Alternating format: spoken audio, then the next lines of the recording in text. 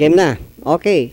Magandang hapon sa ating mga tagapagtangkilik sa ating programa sa Chinoy Public Service. Martes na naman ho, mula sa alauna hanggang alas 2. Ang ating internet ay sa kakamping-news-blogspot.com www.astream.tv-channel Kakampi Online. Ang ating contact number ay 553-8656 at 480-5812. Binabati ho natin ang ating kasama ho, si P. Nicodemus. Magandang hapon ho, siya ang ating kasama sa ating programa. P? Okay, isang magandang araw sa atin lahat.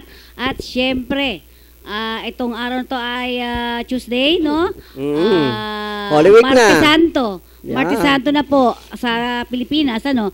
At muli, itong inyong lingkod, Fe Nicodemus, nagsasabi po sa inyo na mag-antabay kayo po at marami tayong ibibigay ng mga balita, usapin, mga balita tungkol sa Holy Week. isang linggong nangyari at din sa Holy Week. Yan. Yan, tama.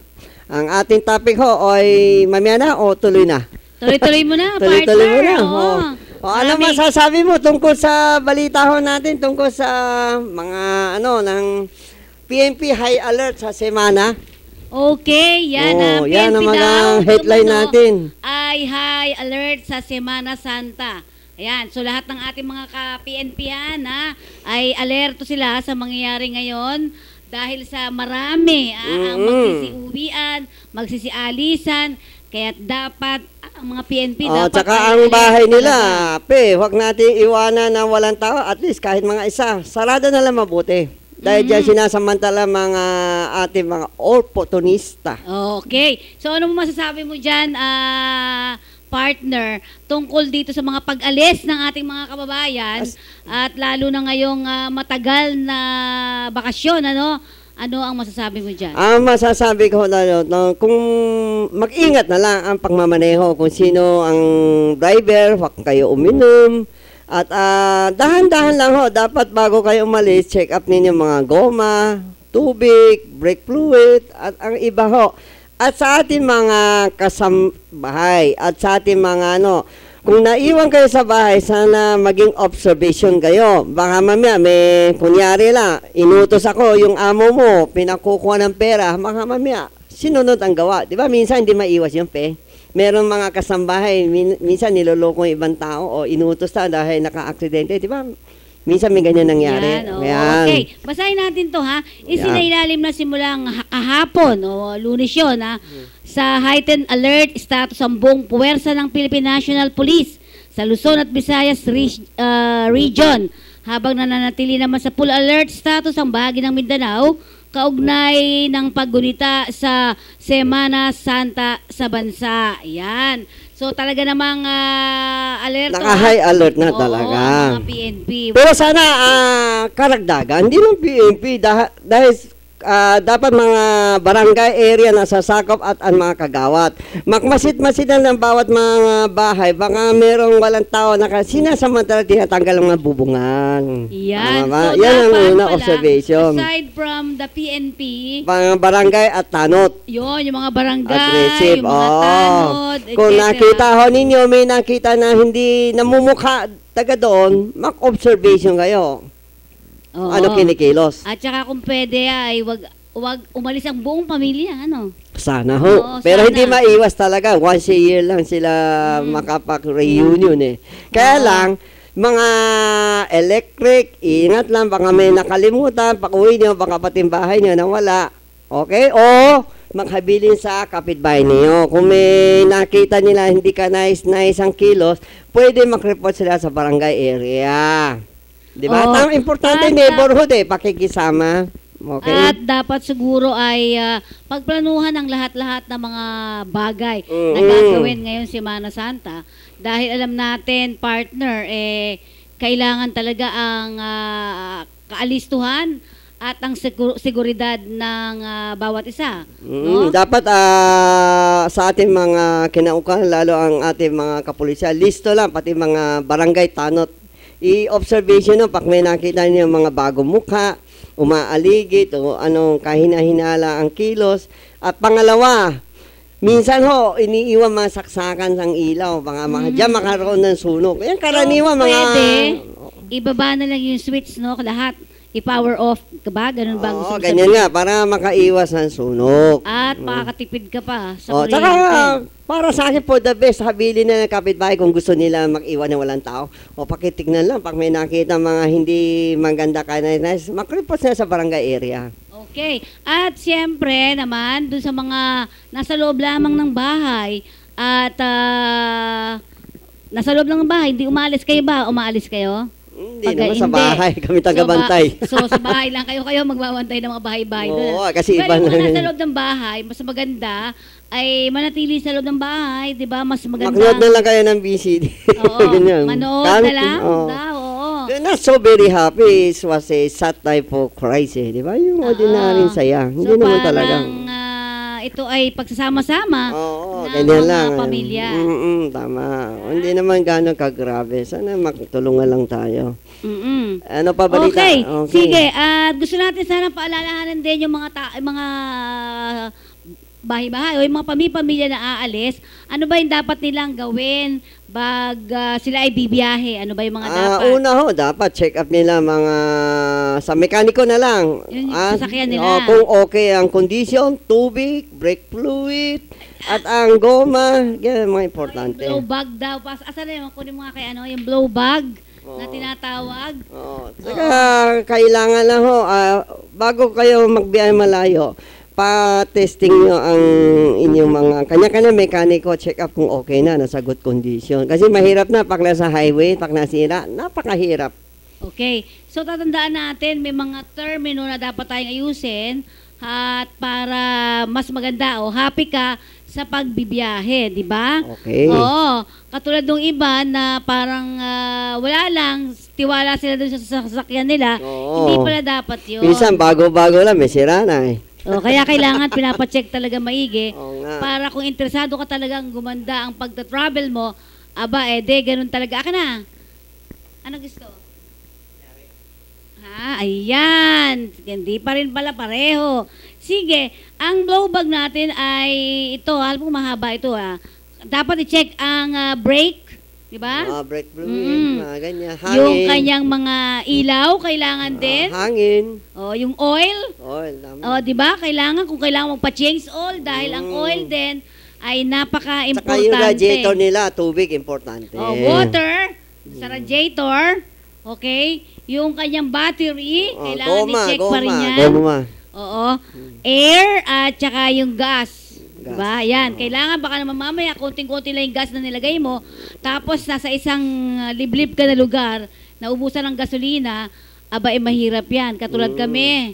Kaya dapat, pag bumibiyahe, kailangan full force at saka kailangan sisiguraduhin mo. May dala-dala ka rin pera, di ba? Tsaka kailangan bago kayo lahat pumunta, countdown muna kayo kung ilang kayo, baka may naiwanan. Ay, meron ako natatanda na Countdown. ganyan, ay may naiwan. Oo No? nga, Diba? kailangan countdown ninyo. Bilang, sino wala? Ayun, at least alam na. At alam, ako siguro ang gagawin ko, isusulat ko yun mga kasama. Mga pangalan, kung sino sino mga hindi nawala. kasama, Oo, sino yung ganyan. kasama. Yan. Yun yung mga Hindi dapat mo maiwas yan eh. Minsan sa sobrang libangin pala may naiwan siya, nagsuswimming pa. Yun, may mga ilan tayong kakilala naman, naiwan yung bata sa loob ng sasakyan. Oo nga.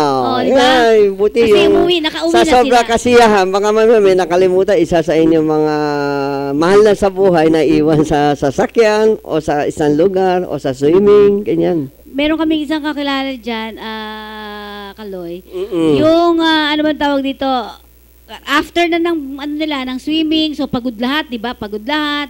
Tapos, malaking sasakyan nila parang van. So, iniwan nila doon yung, naiwan yung bata sa loob kasi natutulog yung bata. So, dahil sa pagod nila, naiwan nila yung bata sa loob. Dahil nga sinara lahat, 'di ba? So kung isara mo lahat mainit, 'di ba? Siguro yung bata ay una na natakot, pangalawa na stress yun siguro, ay namatay yung bata. Ay, naku, Yun ang kawawa. diferensya kaya dapat sa mga ganitong panahon yung mga bata tinitingnan talaga maigi at kung pwede kayo ang may hawak, hindi pwedeng minsan iba nakakatulog, 'di ba? Yun yung diferensya kaya kailangan i-countdown parate from time to time ang mga kasama. At paano naman kung nasa swimming ka na? Hindi ka Kasi naman pala marunong dapat sumlumangoy. yung bata, huwag natin ipalungoy. Kung pwede sana, magdala kayo ng mga Salbabida. solbabida. Mhm. Tama, di ba? Siguro pakita mo, Chris, yung ibang mga biyahe, no? Tingnan natin kung ano-ano yung mga yan. Basta tatandaan lang natin, blow bag. Ito ay brake light, oil, water, battery, air, and gas. Yan. Pero balikan ko lang ang weather. Oh, kasi pabago-bago minsan. Oo. Hapon, ulan na Whether you malakas, like it thunders or na. not, baligtad na talaga. Talaga, Diba? change, Baligtad na. change. Basahin natin dito. Mm. Ang Cagayan Valley, Central Luzon at ang lalawigan ng Quezon ay makakaranas ng maulap na kalangitan na may mahina hanggang katamtamang pag-ulan at paggidlat, pagkulog. Ang Kamaynilaan at ang nalalabing bahagi ng bansa ay magiging bahagyang maulap na may pulupulong pag-ulan o pagkidlat, pagkulog, lalo na sa dakong hapon o gabi. Katamtaman hanggang sa malakas na hangin mula sa hilagang silangan ng Iiral sa hilagang Luzon at ang mga baybaying dagat na ito ay magiging katamtaman hanggang sa Maalon. Yan. Yeah. Sa ibang dako naman, ang hangin ay mahina hanggang sa katamtaman na may banayad hanggang sa katamtamang pag-alon ng karagatan. Ang araw ay sisikat mamaya. Ito yung kanina, 5:55 ng umaga.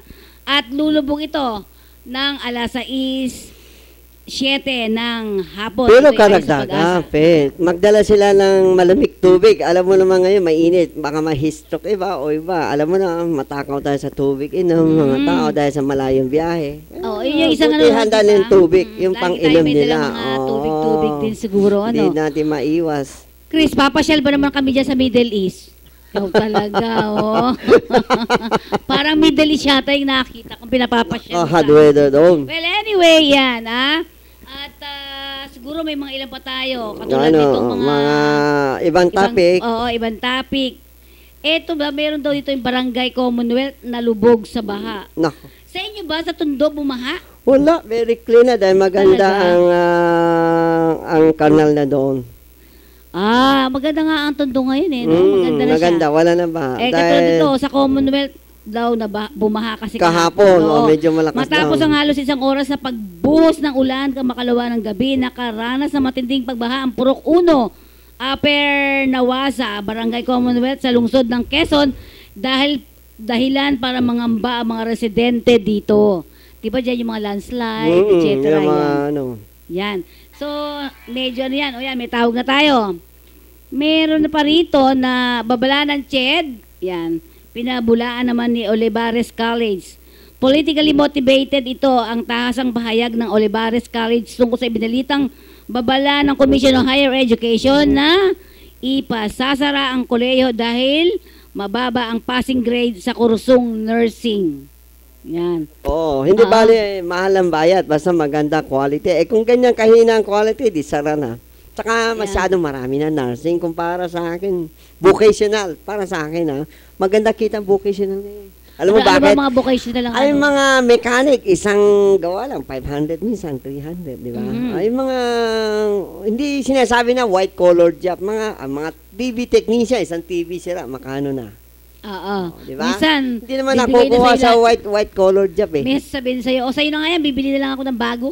Oo nga. Kaya sinasabi lang natin, hindi naman porke white collar job, malakas. Kaya mga Middle East, mga ibang country, kailangan mga talents, yung mga hindi white collar job Dahil puro computer na So ngayon. yung iba, kung talagang mahal ba mag-vocational course? Hindi naman, mga abot 30 to 25 lang naman. Sa 25 TESDA, pwede sila mag-apply Ngayon kasi ito pa pala isang usapin natin. Ang TESDA dati libre. Yung mga training ngayon, Oo hindi nga. na libre. Nako, Bakit kaya? kulang sa budget Kulang sa budget? May Oo. budget yan? Mm, Sige. kulang. Okay, ito naman namang isa pa natin. Hiling na permanent residency ng mga OFW sa Hong Kong, ibinasura. Yan. Matapos ang 2 taong pakipaglaban, tuluyan ng ibinasura kahapon ng pinakamataas na hukuman ng Hong Kong ang petisyon ng mga overseas Philippine worker na makakuha ng permanent residency sa naturang bansa. Ayan. So, lumabas na yung decision talaga na nag-aapila itong mga OFW na to kasi yung ibang OFW doon kasamang Kaloy ay 20 taon na. Naku ha. Oo, 20 hanggang mahigit pang ilang dekada sila dyan. Kaya parang hiniling nila na magkaroon sila ng permanent residency. At ito ay naging isyong napakalaki last year. Oo. At hanggang ngayon. At yun ang sinasabi natin, hindi po naging maganda ang resulta ng hinihiling nitong mga OFW na to para sa permanent residency. Mahirapan. Ibinasura na ito at hindi ito pinayagan ng Hong Kong government. Mahirapan. Kasi parang inaagaw mo na buhay nila. Kaaway ka, ano? Parang wala akong mic. Okay. Sige, ano pa? Ano pa? Labor subject pinasasama sa kurikulum. Ano ba ibig sabihin nito? Upang magkaroon ng kaalaman ang mga estudyante sa karapatan at benepisyo ng isang manggagawa, kaya isinusulong ng isang mambabatas sa Kamara ang pagsasama-sama ng labor subject sa kurikulum sa mga universidad. Ayon kay TUCP Party List Representative Raymond Democrito Mendoza, importanteng magkaroon ng mga estudyante ng kaalaman sa mga karapatan nila dahil pagkatapos umano ng pag-aaral ng mga ito, magiging bahagi sila ng labor force. Grabe. Tama nga naman, di ba? Kailangan kasi yung iba naman hindi alam yung mga yung mga karapatan nila bilang isang manggagawa. Yan. Ikaw ba meron kang nagtatrabaho sa loob ng bahay mo? Siyempre, iba nag-aaral pa eh. Hindi natin, wala pa. As of now, malapit na. Pag nag-graduate na sila. Oo. So, kailangan pala, dapat aalamin natin ang ating mga karapatan bilang isang manggagawa. Yeah. Ano? Yan. Kaya ito yung sinasabi ni TUCP Party List Representative Raymond Democrito Mendoza. Kaibigan natin yan, si Congressman Mendoza. Yan. Ano pa ba yung mga iba dito natin, ha? Ito, isang nakakalungkot. Pagpigil ng Supreme Court sa reproductive health law, inapila ni Hontiveros. So, hindi lang si Hontiveros ang umaapila dyan, kundi ang buong kababaihan. Ha? Karamihan. Kasi, eto, sabihin natin, naghain ng apila kahapon sa Korte Suprema si dating Akbayan Representative at senatorial candidate Riza Hontiveros na alisin ang ipinalabas na 120 araw na status quo ante order na pumipigil sa pagpapatupad ng kontrobersyal na reproductive health law. Batay sa 42 pahinang motion for reconsideration, iginigit ng Hontiveros na walang dahilan para isuspindi ang pagpapatupad ng naturang batas matapos na ring mabigo ang mga tumututol dito na patunay na mayroong naging paglabag sa konstitusyon ng RH law. Yan. So habang nakapigil yan, alam mo kasamang Kaloy, may 11 kababaihan ang namamatay araw-araw. O yan. Diba? So kailangan talaga kagyat na matugunan ang issue ng mga kababaihan dahil ang kababaihan ay isang sektor na kung saan ay gumagampan sa kabuuan ng lipunan, di ba? Okay. So ano na nangyari sa iyong bisita? Na-traffic daw. Grabe traffic. Sabi ko, mamaya na lang maklatest kung hindi nahabol. Interview na lang sa sasakyan. Oo, okay. Yan. Sa Cubao, Sige. krami, ma-traffic daw. Ay, naku, oo, sinabi mo pa dyan. Sobrang traffic ho, sa labas. Ngayon, dahil sige may nga, iba ano ba uwi mga na. traffic dyan? Sa EDSA, sa FB Harrison, ma-traffic din. Metro Manila, ma-traffic din ngayon dahil habulan ng biyahe ngayon. Ay, oo nga, dahil yung tandaan natin ha, mga kababayan, mga kakampi ko. Ang traffic dyan sa Cubao ay todo-todo dahil grabe daw tumawag yung si iba ang ay ating Park Chief na, District umuwi na talaga at dyan kasi yung pinaka parang istasyon ng mga bus, no? Ay naku, mahirap talaga dyan. Buto may LRT pa tayo. Kundi, di ako Oo. makahabol din eh. Ayan, di ba? At alam ko, ikaw din ang problema kanina dyan sa ano eh. Oo, kaya nalit tayo tumawa konti. Oh, gaano ba ang hirap ng ma-trouble ka sa isang, yung mismong area na yan? Yung pagiging traffic. Minsan traffic ho, ka dyan. minsan ho, ang mga PUJ napapatraffic dahil ayaw umalis sa kakahintay mga pasahero. Hindi naman lahat traffic cause. Minsan tayo din may kasalanan. Ang ating kinaukulan, dapat hulihin mga driver, PUJ, abusada sa kakahintay ng pasahero. Okay, so babalikan lang natin uli ang Semana Santa. Siguro kailangan lang natin ng ilang mga music para sa ating Habang inintay natin ang ating bisita, Far Chief. Sinabi ho natin kung nagipit ang oras, interview na lang. Hintay natin reply niya. Dahil grabe daw ang traffic sa Cubao eh. Palagi siya nata-traffic sa Delpa, Cubao. last time, ganyan din eh, na-traffic eh. Break muna.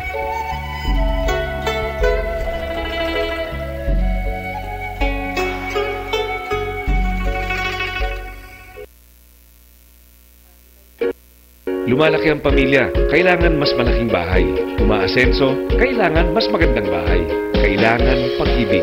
May magandang balita ang pag-ibig. Dinoble ng pag-ibig ang housing loan nyo. Ngayon, 6 million na. Mula sa dating 3 million, na doble sa 6 million. At ang interest rate, ang baba na. Higit sa 30% ang ibinaba. Kasabay nyo ang pag-ibig sa pagganda ng inyong buhay. Sa pag-ibig, ang pinaghirapan may katuparan.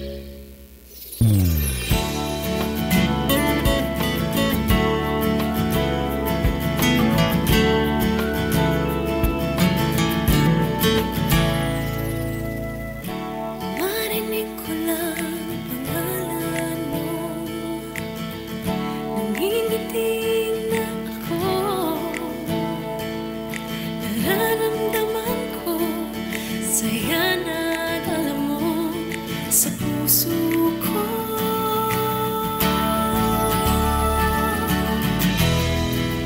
Dahil sa'yo nagsikap ako.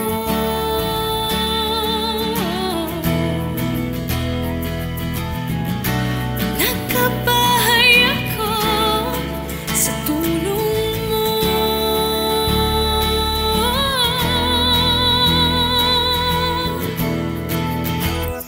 Love kita, pag-ibig ko. Love kita, pag-ibig ko.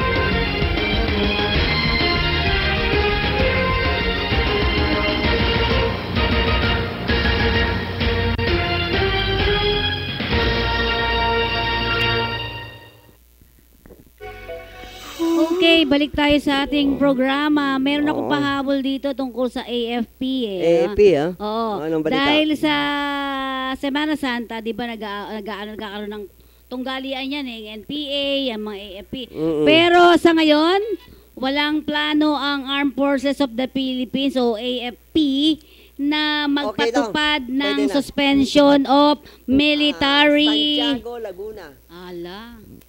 Okay na lang.